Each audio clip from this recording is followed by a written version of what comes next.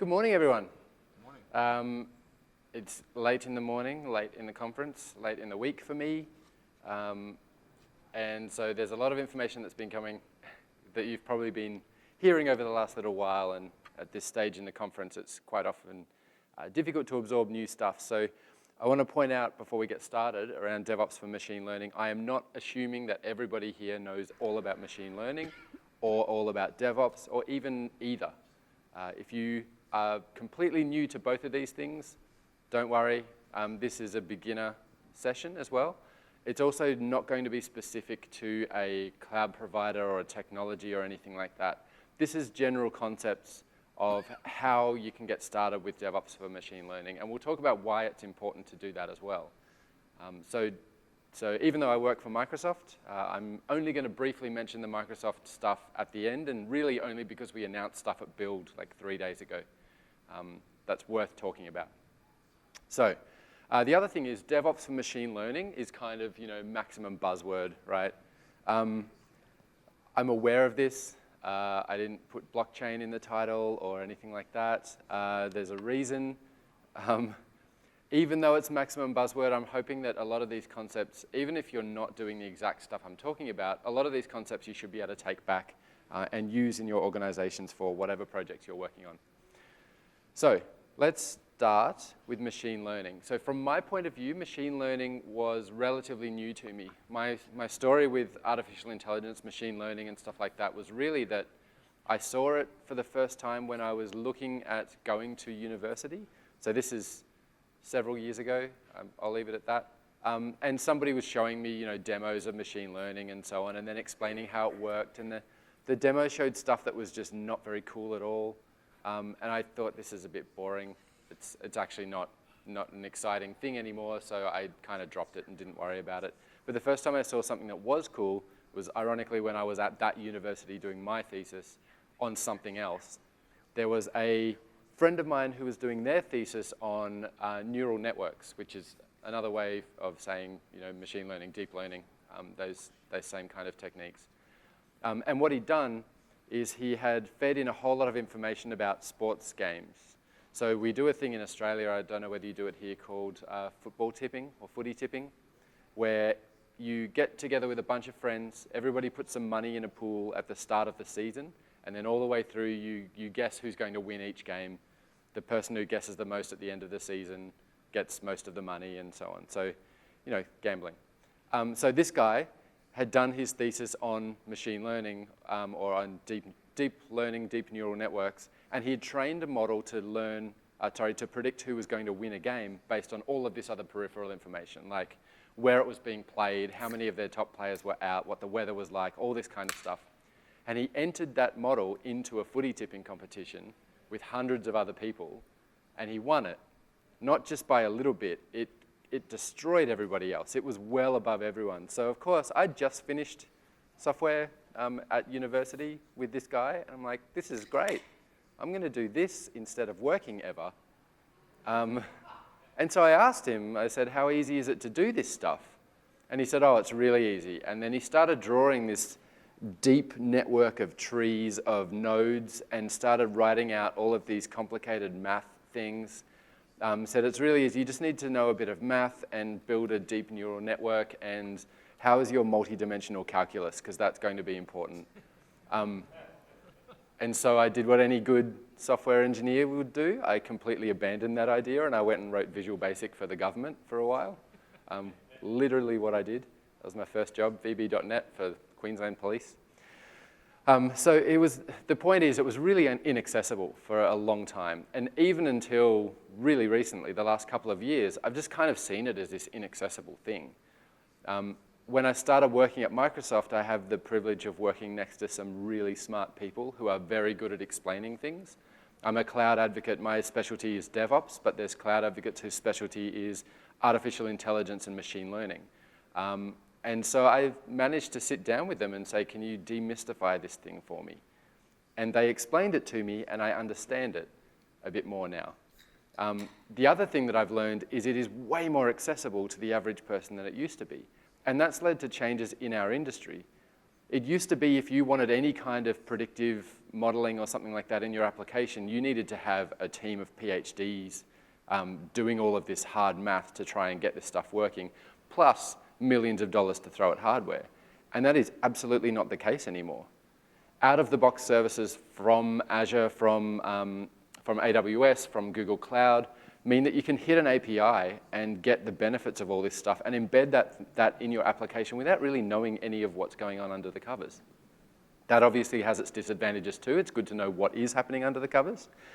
So I want to kind of talk about what it means when you're doing machine learning for the people who were like me and didn't really understand what it was and how it worked. So the first thing is, what's the difference between artificial intelligence and machine learning? And if you're in PubConf last night, you might have heard me say, if it's written in R or Python, then it's machine learning. And if it's written in PowerPoint and piles of money, then it's artificial intelligence.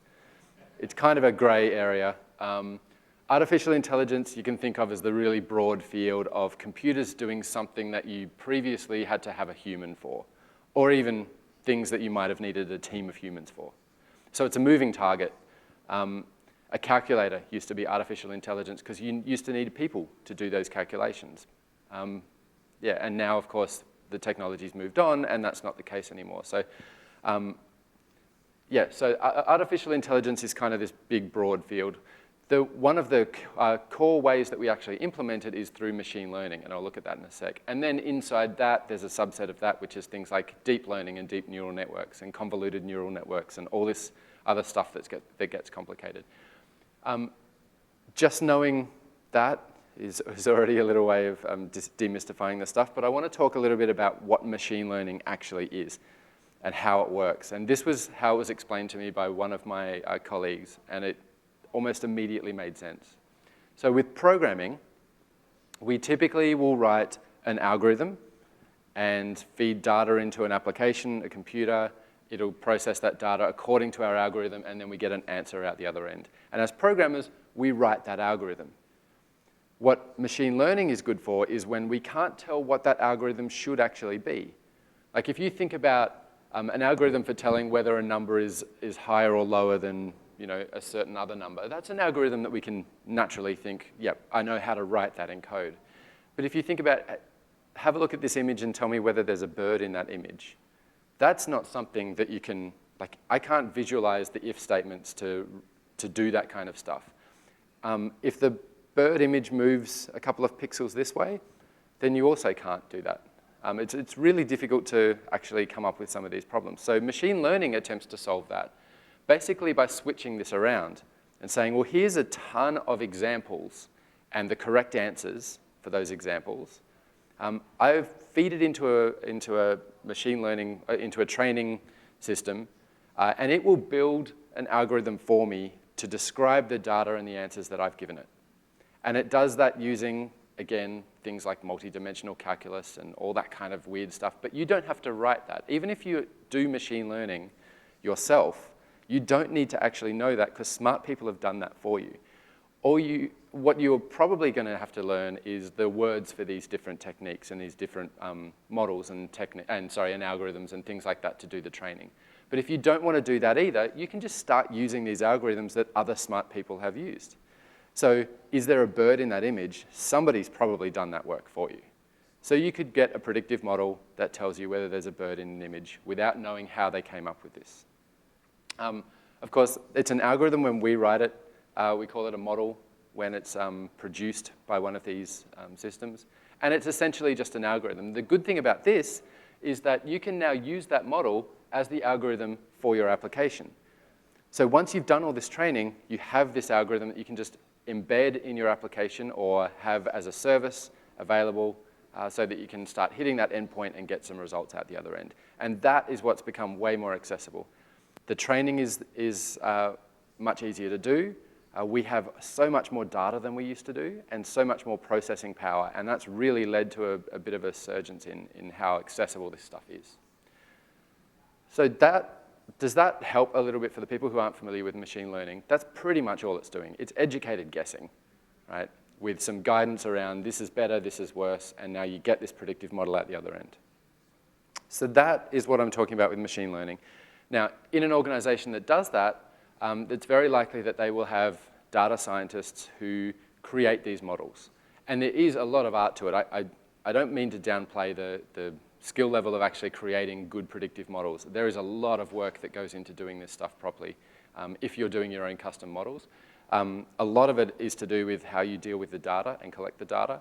And then there's the clever maths around actually producing the models. So in organizations that are writing their own models or training their own models, there's a lot of work that goes into that. But then how do you actually get that into the applications that you want to use them in? Because these models don't tend to exist on their own. Nobody actually just gets a model and feeds data in and gets it out. The users want some kind of interface, some kind of user UI for it, whether that's an application or a mobile app or something like that. So this is where we get back into software engineering, and we start talking about DevOps. So DevOps is where I've spent most of my career. Not the word DevOps, because that's just a new word for the stuff that we should have been doing already. We kind of call it at Microsoft second generation agile or second decade agile. It's basically just an extension of the ideas of agile. You can think of it as an extension of the ideas of agile, but kind of broadened to the whole software delivery process. So let's talk about what DevOps is. Or first, let's talk about why DevOps is a thing. So there's a problem in the technology industry, or pretty much any industry, of keeping up with your competitors. Right? So I don't know whether you know this, but the Fortune 500 in the year 2000, half of them are not in the Fortune 500 anymore. Like 250 companies have fallen out of that inside 20 years.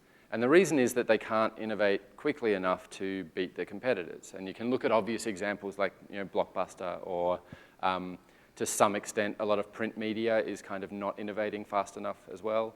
And so these industries kind of fall out because they can't innovate fast enough. So you need to innovate fast enough, but you also need to maintain availability. If a website goes down for 6 minutes, the entire world knows about it, right? If Azure has an outage, which we have before, we hear about it very quickly. We're getting better at preventing those, and one of the things that I really like about the way that we handle these things is when it goes wrong, we do this really deep retrospective and what's the word for it? Not retrospective, but we analyze the root cause and so on, and we make that all public, and we say this is what we're doing to prevent that from happening again, because it happens. So you've got to maintain stability while you're innovating as well. So you've got to move fast, but you've got to maintain stability. And traditionally, these are two almost opposing goals, right? You have the speed of innovation, so you have people wanting to make change as quickly as possible to keep up with the market. And then on the other side, you have your reliability, so you want to stabilize everything. Now, developers and operations people tend to traditionally work on opposite ends of this. Right? Developers are incentivized on making change. Everything you do is a bug fix or a new feature or some kind of change to a running application. Operations is incentivized on keeping things running. And if everything keeps changing, that's very difficult to do. So having these two teams in different silos means that they keep blaming each other for stuff. Developers think operations are very obstructive. You don't let us do anything. And on the other side, operations is like, well, we don't let you do anything because every time you do, stuff breaks. Right? We need to keep the business up and running. So DevOps is a way of having those two teams actually working together to deliver these two things simultaneously, innovation and change, but also doing it in a way that's stable and trustworthy and you know it's going to work. At Microsoft, we have a definition for DevOps that we use, which is that it's the union of people, process, and products to enable continuous delivery of value to your end users. Now, usually I talk about all of the words there. It's people, it's process, it's the products. This isn't really a talk necessarily about DevOps, so I'm going to leave most of that out. The one I want to highlight, though, is that it's continuous delivery of value. So not periodic delivery of value, every 6 months or something like that, continuous. And the other thing is it's delivering value, not code, not features or bug fixes, it's value. So if you write a new feature, push it out to production really, really quickly, and nobody uses that feature because it sucks, then you haven't delivered any value. Simultaneously, if you have a server that is struggling with performance probably the thing that's the most value is to be able to scale that up very quickly. That's not code necessarily, but might even be somebody just clicking a button or providing a credit card number to somebody. That's still value, you're still delivering value, and the key is to be able to do that fast, but in a reliable way. So this is kind of what DevOps is, and we talk about this as a thing that you should try and do, but we don't often talk about why. People come up and say, DevOps is really important, you should do it. Okay, now let's move on to how you do it. I want to highlight a couple of stats that come out from a report that I reference pretty much every talk, which is the State of DevOps report created by an organization called DORA, which is actually just bought by Google, I think. But the research behind it is really solid. They interview tens of thousands of software delivery teams, and they categorize these teams into high-performing and low-performing and medium-performing DevOps teams. And what they found is that high-performing teams deploy 46 times more frequently than low-performing teams, that the lead time for changes, that is the time from when some code is complete to when it's running in production, is 2,500 times faster. So they're moving much, much faster. This is the innovation side of it.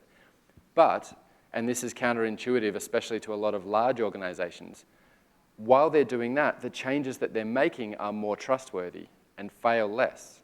So there's a 7 times lower change failure rate. So they're putting better changes in even though they're doing it faster. And even when there is a problem, they're 2,500 times faster to fix that problem.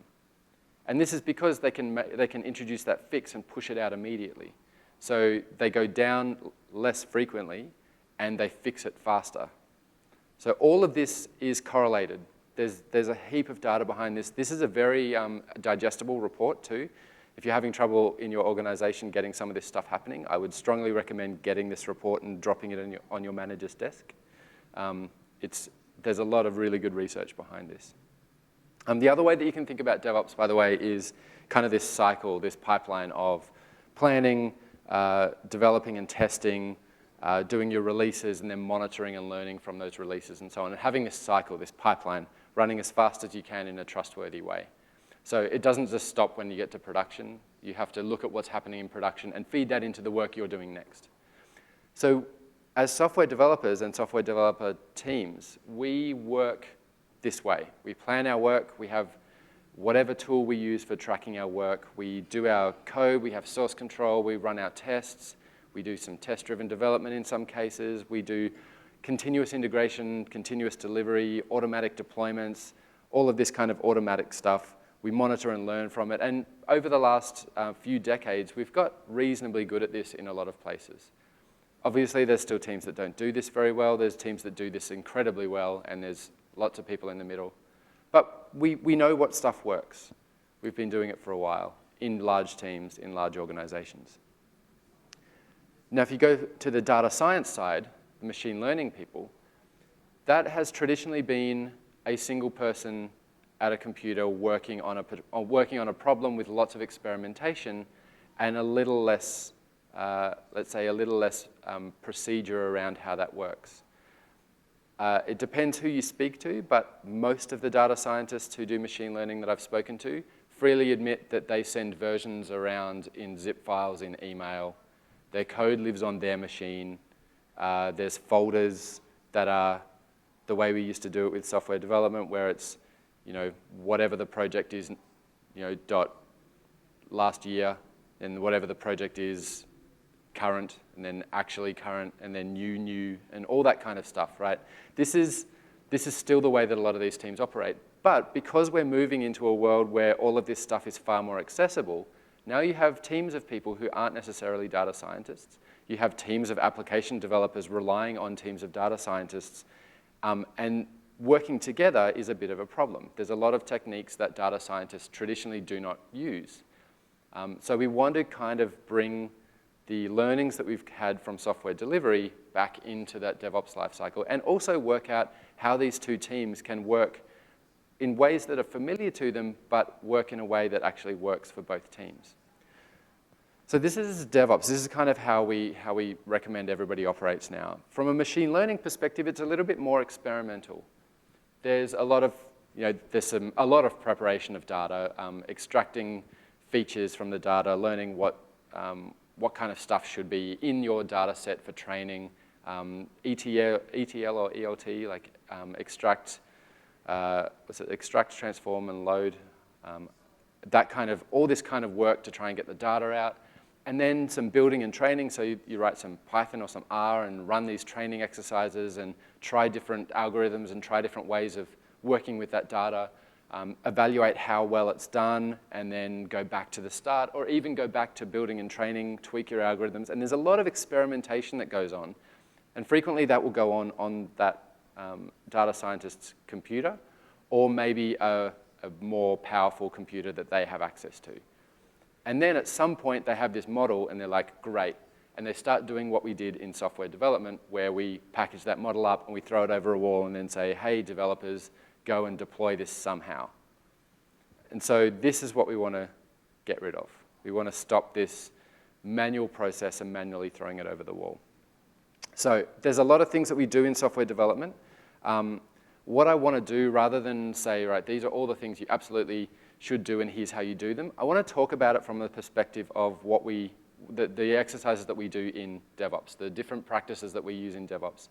And I want to talk about how those things can be applied to the data science process and how they can be applied to teams that do software delivery and also do machine learning stuff. So let's start. The way I'm categorizing this is kind of the parts of our tool, Azure DevOps.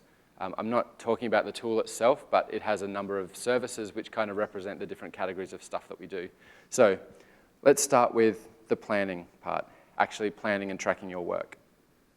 And I'm going to grab some coffee first. And actually, before I get into this section, to give me a chance to drink as well, does anybody have any questions about stuff that I've kind of blasted through already? Cool. Who here, by the way, would consider themselves a data scientist or somebody who does machine learning? One, couple, three or four people? What about who would consider themselves a developer? Okay, so that's most people. Cool. All right, well, that level sets as well. And having so few machine learning people in here also means that then I'm not going to get many people coming up afterwards and say, that description was completely wrong, which is always good. By the way, if you are a machine learning person and you found that description completely wrong, please do come up and tell me what I did wrong and why, because that's not my area. All right. So some lessons from software development in terms of planning. And the first one is that just because this is experimentation driven doesn't mean that you can't plan stuff. Typically with a data science project, you will have a single goal. And the goal might be be able to predict the customer's next purchase with a 70% success rate. Maybe that is your goal. And you can do a ton of experimentation internally. You can just work with a ton of different models, filter the data however you want, and do this all on your machine. But because you have that one goal, it doesn't ever feel like it's done until you've produced that result. And so the whole process of, well, now I'm going to check in my code, even though it doesn't meet the requirements, or I mean, my entire job is just to try stuff, so how can I plan that on a planning board? Is that here? It's quite easy for you to think, well, there's no point having a tracking board for the work I'm doing because I have one goal and it's not done until then, and there's no intermediate stages. My argument to that would be that there are definitely intermediate stages. And you don't have to track things the same way as you do in software, where you have a feature that goes from one end of the board to the other end of the board. You can have a feature that is recurring, or some work that you're doing that's recurring. You say, I want to run an experiment based on, I'm just going to do a simple regression to start off with, and we're going to use data that only comes from this database, and so on. So like your first iteration might just be, right, we're going to try this. Let's do a data prep. There's a task. Let's do a simple regression using, I don't know, some kind of scoring at the end. Let's do some training on that with this subset of data, and let's work out how that goes. And then that's our first bit of work with 4 different items in it. And you can start tracking that work, put that through to done, and say, okay, that's great. We finished that. It didn't give us the result we needed, but we've got this experiment. We've got this model that is the result of that experiment, and we've documented what we did. Right, let's do it again with a new experiment. But if you don't track that work in a public way within your team, the other data scientists don't know that you did that necessarily. The other developers don't know that you've been working or what you've been working on. The managers who are managing that project just wouldn't have an idea of what you've actually been doing and how successful it's been. That stuff is really important for visibility. So even though it's maybe not natural to, or doesn't feel natural to have the planning of this work when the end goal is just one thing, there is absolutely stuff that you can do to manage that work. Don't, though, feel like you have to get dragged into the way the software development team is working. And this is probably more for software developers. Don't expect that a data scientist is going to give you a predictive model at the end of every sprint that looks better than the one that they had before. That's not the way it works. So the planning can be done in the same tool, and that's really good for visibility, but don't expect it to be done at the same cadence with the same types of tasks and things like that. They're two different teams that work quite differently. Visibility is kind of the goal here of what you're doing. The other advantage of this is the idea of provenance or explainability. Provenance is the idea of, we had this work that we were doing, and it led to this code, which led to this build or this predictive model, and then that predictive model was deployed to a staging environment. We ran some tests, it didn't perform, and so that's where we left it. Or it went to production, and this is all the stuff that happened to get to that point. If it's just a model that's being created at some point using some method thrown over the wall, you don't have that explainability about what you did or where it came from. So that's really important as well. Having this visibility of what you did, why you did it, how it performed, here's the model if somebody else wants to try it, and here's the reproduction steps and so on. This is what we did to get to where we are. This actually has some legal implications as well. There's a lot of questions now about explainability, especially in Europe with GDPR. There's legal arguments that if a predictive model was trained on data that was somebody's information and then that person asked for their information to be removed, that model may not be used anymore. It has to be retrained. That's one legal opinion of what GDPR could mean, that any model built on data that somebody's asked you to remove is not valid anymore. To even be able to determine whether you've done that, you need to have this explainability of where the data came from, what models we were using, what features we extracted from it. So this has legal implications as too. You absolutely need to start doing this stuff, especially if you operate in Europe.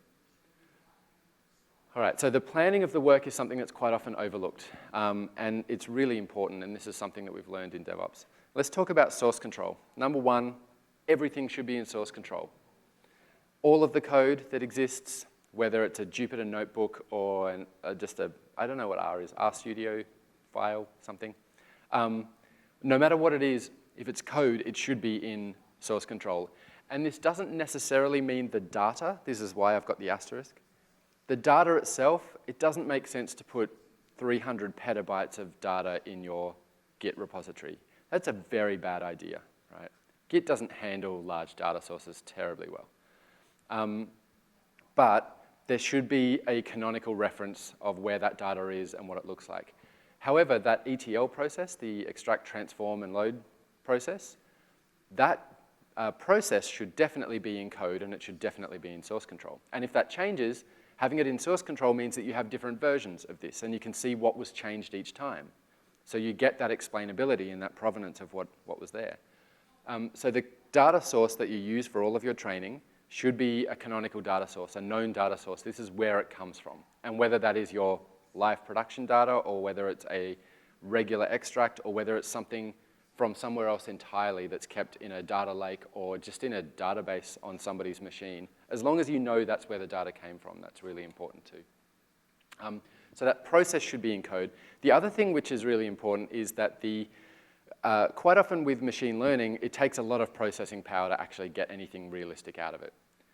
As a data scientist, when you're writing these machine learning algorithms or when you're producing these models, it can be useful to run that stuff locally on your machine with a small subset of data just to see if you're on the right track, and that's fine. There's even arguments that that small subset of data should be in source control. I'm not sold on that one totally. But to do any real training, you quite often need other machines with GPUs and a lot of power and hardware and stuff like that. And traditionally, that might just be, oh, that machine over there. And somebody might go and upgrade Python on that machine over there, and suddenly you get a different result because it's not quite the same. Or they'll update the TensorFlow libraries that they're using, and the results are not the same. So how do you actually make that a reproducible thing? And this is where we get into infrastructure as code. This is especially useful if you're using cloud resources for it. So being able to fire off a job and say, this is the resource that I need. It's this size VM in the cloud. It has these versions of all of the libraries that I need in it. It has this version of the operating system and all that kind of stuff. That can be defined in code too. So we talk about infrastructure as code quite often as the code that our applications run on. But it can also be the infrastructure our applications run on, but it can also be the infrastructure that we use to train our models. And that gives us predictability. That means that every time we run this same experiment with the same data, we're going to get the same result at the other end. It also means you can spin these things up, run your training, and then tear them down afterwards, because they're quite expensive a lot of the time. So having your infrastructure in code is really handy as well. All right. Let's talk about what we frequently talk about in DevOps and to the exclusion of most of the other stuff, which is continuous integration, continuous delivery. And there's a lot of things you can do here.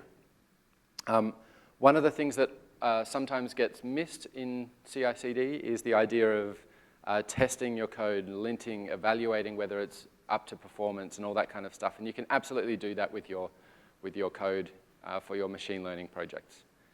So you may have standards on your naming of variables and things like that. You may have performance metrics that you need to maintain, so you could run some tests just to work out whether that's going to work at all. All of these things can be in your CI/CD pipeline. So you're running unit tests to make sure you haven't broken anything. All of this stuff are things that we do in software development, but not so much with data science, and that can be part of it. That can be added to that process as well. Actually scheduling or triggering training and experiment runs. So this is things like every time there's a commit to source control, run some training. Like pull that new change to the code and then run some training over the data. If you're doing this frequently, maybe you need to run some training on a very small data set and get some initial ideas of whether it's going to work or not and abandon it if not, to save some money. There's also things like artifact and model management. So when we do our CI/CD for software, we will build an artifact. Like this is our application version that we got from the code. And then that artifact ideally gets deployed through our different environments. It should be an immutable artifact that goes through our environments. The same thing here. Our models, when they're produced, should be, well, here is our predictive model, and it's being stored as a version of our model somewhere not in source control, but in an artifact repository somewhere. That could even just be a folder on your hard drive. But that is your immutable model. That is what you produced. And managing the versions of that as they go through the life cycle is important. That is something that most CI/CD tools can do quite well.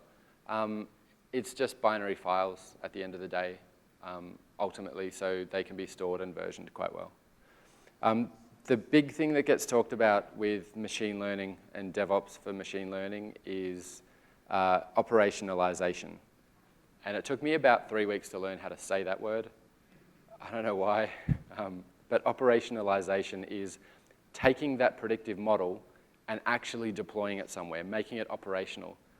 Now, the common techniques at the moment are to stick it in a Docker container and give it an endpoint so that any application can just hit that endpoint, or any application you give access to can hit that endpoint and get a prediction out the other end. It also makes it quite scalable. You can throw it in a Kubernetes cluster, and then suddenly you have all of these instances of that same model running. But you may, in your case, need to embed that model file into an application directly. If you have a mobile application, you probably don't want to go out to the cloud every time and hit an endpoint and pull back the results, especially if it's real-time predictions or that kind of thing. So however you actually operationalize should be part of your pipeline, and it should be automated. So every time there is a new model created based on your pipeline, that model should be versioned and stored, and then operationalized, put in a location where it can actually be used by an application. And the same rules apply with software development. If you don't want it to go straight to production, then put it in a staging environment or a test environment or something. But package it up so that it can be used by the application directly. I'll show you some examples of stuff that we've done as well about what that actually means. There's also an argument that that should be, I can't remember the word, but should be shareable. Like that operationalized model should be able to be deployed to somewhere for one application, but also reused somewhere for another application. So this is where Docker containers can be quite a good thing. It's a portable object, right? Rather than a thing that's sitting somewhere and you can only use it there. It's something that you can deploy in lots of different locations if you need to. I've got down the bottom as well about commit-triggered pipelines. So this is something that we do. It's continuous integration with software development all the time. Every time there's a change to the code, you trigger a pipeline. It does all the building and ultimately, ideally, would deploy it to a test environment or something. So you can do that same kind of thing with the code that you have for your model. So the training, whenever you change the code and commit that change to your repository, can trigger a new pipeline, can do all your building. Now, building applications is typically not that expensive. Training a model can be very expensive. So even though you trigger this pipeline with a commit, maybe you don't want to do it every single time. Like continuous integration for very complicated models that take a lot of resources to train is probably not cost effective. I think I touched on a technique before where you can do it with a subset of data and do some initial scoring to see whether that's going to work. And if so, then maybe move it further down the pipeline where it does it with some larger resources as well. That can be a way of working. The point is that you don't have to be constrained by what the developers are doing. And you shouldn't be constrained by what the developers are doing. If the company practice is continuous integration all the time and continuous delivery out to a QA environment, that doesn't necessarily mean you have to do that for your machine learning. Like, not in the same way. Build the pipeline that works for that situation. So that's important. There's also the idea of the last kind of thing, which is the monitoring and learning side of it, where it's not just the code that changes with a machine learning algorithm. The actual predictive model can get stale. You can get data drift as people start to do new things with your model. Typical examples are things like predictive models for recommendation engines and things like that. You can't just deploy this model and expect it to always work.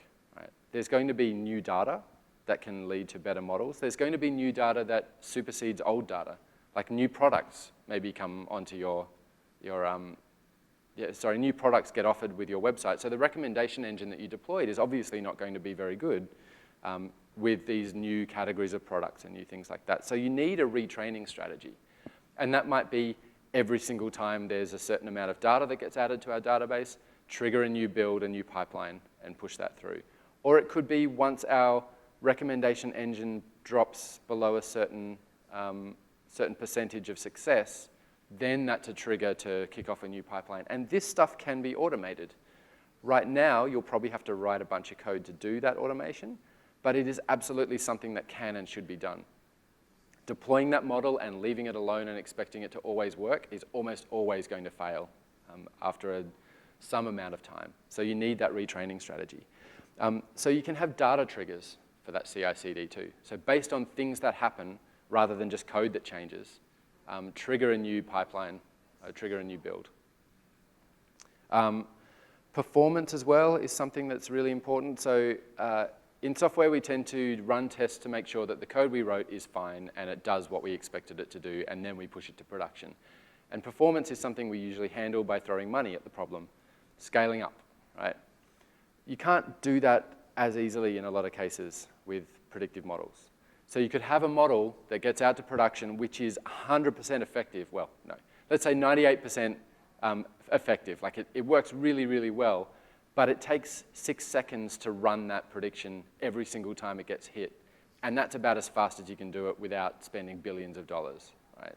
And that's just the way that the model operates. It's incredibly deep. It has a lot of convoluted layers, all that kind of stuff.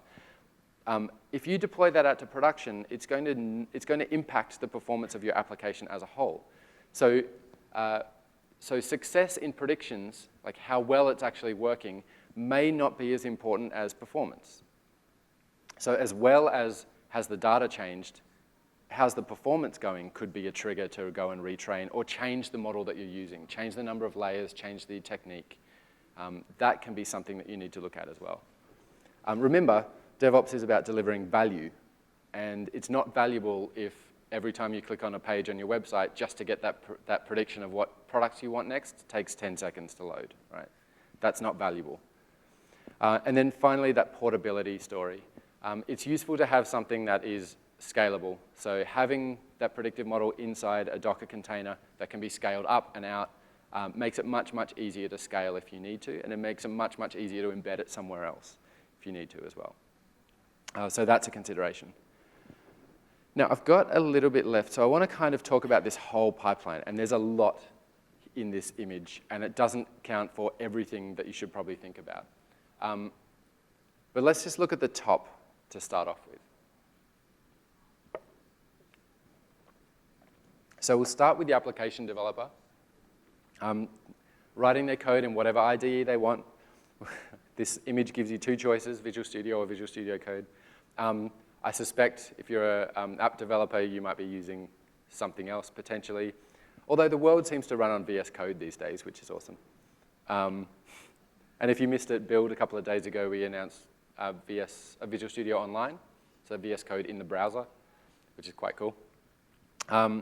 So you write your code, it gets committed to some kind of source code repository. In this case, we're talking about Git. So it's in a Git repository. That triggers an automatic build and an automatic deployment, and then that gets deployed out to somewhere in the cloud, probably, maybe a Kubernetes cluster, and then that goes out to production. That's fine. And we're kind of familiar with that pipeline. For a data scientist, they may be working in Jupyter Notebooks or RStudio or something like that. And in some cases, that can make it difficult to put it in source control. Jupyter's not as bad as it used to be for source control. It's not built for source control necessarily, so there are some challenges there. But ultimately, it's just a file, right? It's a notebook, which is a file that you can put in source control. And even if looking at the differences between different versions isn't ideal, at least you've got that traceability of what was changed at each time. So whatever tool you use, being able to put that code in source control is really important. There's also the data preparation stuff that happens too, and ideally that should be scripts that are running that get checked into source control as well. But that process happens, they pull the code, they'll make some changes. Training might go out to other machines, it might go out to some cloud VMs that have virtual GPUs on it and stuff like that. And then the results of that, they look at if the code is okay, they can push that up to Git as well. So it starts to feed back into that process. So all the code is still in Git. That pipeline then can take over, and it can do the training. It can run the predictions, run the scoring, make sure everything's okay, and then deploy that out at the same time with the code. Now the change frequency and the cadence may be completely different. The developers may be committing code 100 times a day. The data scientists might be committing code once a week, maybe just because that's how their process works. But either way, when a build is kicked off, when a new version of the application is kicked off, that can still trigger a train or when a new build or a pipeline can be kicked off, it can start a new training exercise, it can create a new model and embed that. Or you can separate those two pipelines just using the same tool and have the built or the trained model as an artifact that can be used by your application. And this quite often works very well if the cadence is very different. So your data scientist may only end up with a brand new model every 3 or 4 weeks, like something that is actually produced as an artifact. When you actually do the build for your application, you just pull the latest version of that artifact and deploy it alongside the application. If it's done as a service, like an endpoint a Docker container and an endpoint there. You could separate it even more, like completely separate those pipelines and actually deploy the model out to Kubernetes or to wherever you want, and the application will just call that. And then you have your continuous problems like versioning of those predictive models. If the inputs change, then the application's going to break. So you need to be able to version the predictive model. And this is where the developers and data scientists can work a bit more closely together to work out a solution there as well. Either way, you have a lot of freedom in how this works. But you can see these two kind of trains of work kind of coming together into a single tool that does your automated build and release and then pushes stuff out to production ultimately. That's pretty high level of what it looks like. And what I want to show you is some things that Microsoft announced earlier this week around machine learning. So let's just kill this for a sec. And show. So these are some examples of what we showed. People at the back, can you raise your hand is that all right? Okay. So this is an example, and this is a build pipeline for a, what's this one? I think it's just I'm not sure what their model is. It doesn't really matter. Either way, there's a few steps in this process to do the work of running that training and running that, that process in the build to actually create a model. So this one just does a couple of little things. It's really just, this is not a great example because all it's doing is installing a CLI so you can talk to Azure Machine Learning Service, and then it's just registering a new model. But these are things that you can script. You would typically maybe have another script that does the training, or a script that talks to Azure Machine Learning Service and does that work as well. Like kicks off the build and does all the stuff you need to do. That's not really the exciting bit. The interesting bit is when you get to the release process, you can have the same kind of release cadence release cycle that you might have with your software. So if I think I'm on the internet.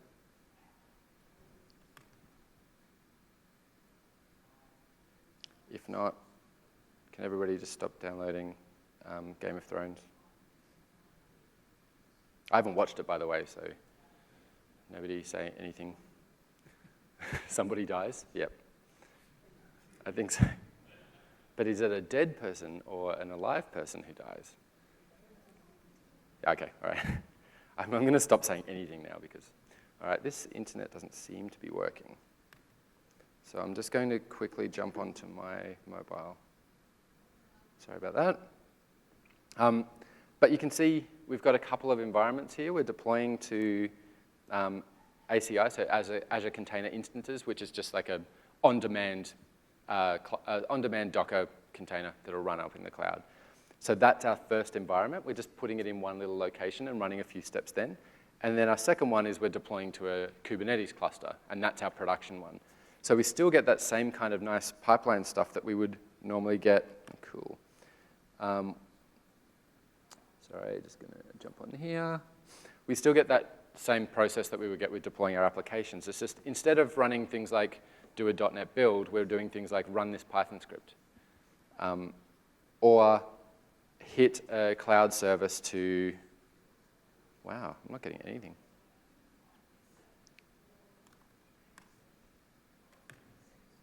I'm not connected at all. Let's do this again. I think this laptop is used to Australian internet, and so it's just assuming, yeah, you're not connected. Please tighten the connection between the two tin cans. All right, come on. Yay, there we go. Let's do this again. All right, there's our release pipeline. Let's edit that just to show you what's in here. The first thing I want to show you is I mentioned that you saw in that previous one where we were registering a model. We were telling, hey, Azure Machine Learning Service, here is a new model. Register this as version whatever. This is our artifact. This is what I was talking about. That was a produced model. And we're saying, I want you to register that model. There's the pickle file, the model we've produced. Register it and say, this is a new version of that, of my model. Right. So we're telling it to store this. This is the artifact storage. In the release pipeline now, and this is brand new, with an extension, you can add a machine learning model artifact. So when a new one is registered, whether you do it with the build pipeline or with a script on your machine or however you do it, when you register a new model, kick off a new build. Kick off a new release. And that artifact will be able to flow through so it can be used by the different stages in your deployment. So that's one cool thing that we did. The other thing we did is when we actually register that model, when we actually do that, we have a connection, a service endpoint, which is the connection to Azure, and it can be scoped directly to a machine learning environment. So right here, this is an Azure Resource Manager connection, which is scoped to an Azure ML workspace. So you don't have to provide all of this authentication stuff. This just happens inside Azure DevOps now. You can say, I want to create a new service connection. It can say, what workspace are you using? Fantastic. It knows about all of your model names. It knows about all of the resources that you have for building and training. And we're slowly releasing more and more tasks for these pipelines so that you can natively just say, go and train a new model, register a new model there, register a new experiment, all that kind of stuff as well. This is still very much a work in progress. If you want to actually use it, though, there is an extension for it, just for Azure DevOps, if you're familiar with that. If you're not familiar with it, don't worry, not that important. You could use whatever tool you want to do this stuff. The Azure Machine Learning Service is a relatively new thing as well. And it gives you access to simplified machine learning. There's actually a nice kind of studio that you can use now. You may have used it before in its previous iteration, but they're slowly building a new one built on the Azure Machine Learning Service itself. There's MLOps is what they've decided to call it, which I just showed you a little bit of. And then a whole bunch of stuff here for creating a workspace, for building and training your code, and then deploying and managing the code. And what that looks like, I have to refresh again. Oh, all right. What that looks like is a resource inside Azure,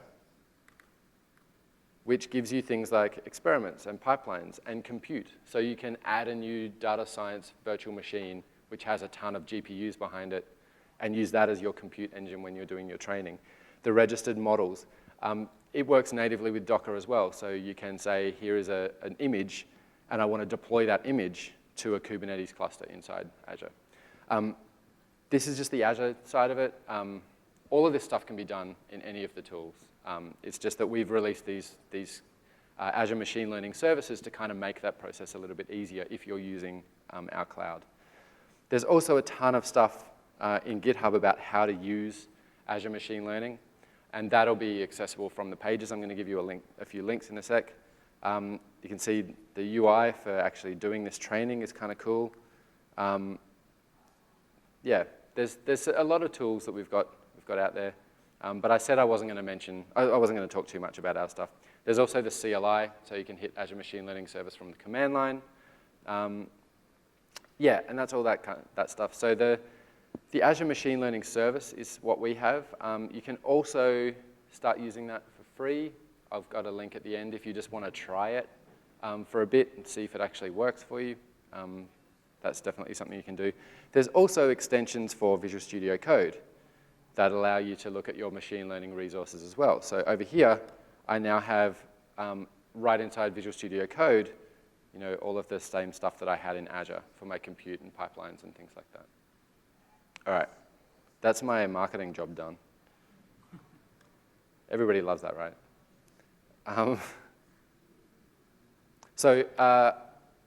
Those are the resources that I was showing you. So Azure Machine Learning Service, there's a free Azure account if you want to use that, Azure Machine Learning CLI.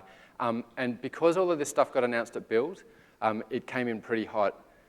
There is actually a video from Build where they walk through all of this stuff with a little bit more real-life examples. And that's run by a couple of the guys who basically do all of the planning for MLOps inside Microsoft. And so they are data scientists by trade. They walk through it in a lot of detail, so that's that bottom link there if you want to look at that too. All right. So, in summary, right, the key here really is to follow these DevOps principles of being able to deliver value on a continuous basis. But at the same time, you really need to make sure that the different teams are capable of doing their own work.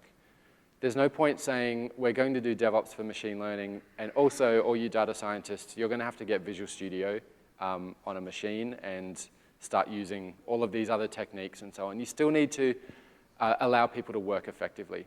But there are a lot of things that you can do that we've done in DevOps and learned over the last few decades that can really help with that process and build everything into a nice pipeline. So hopefully a few of you found that valuable.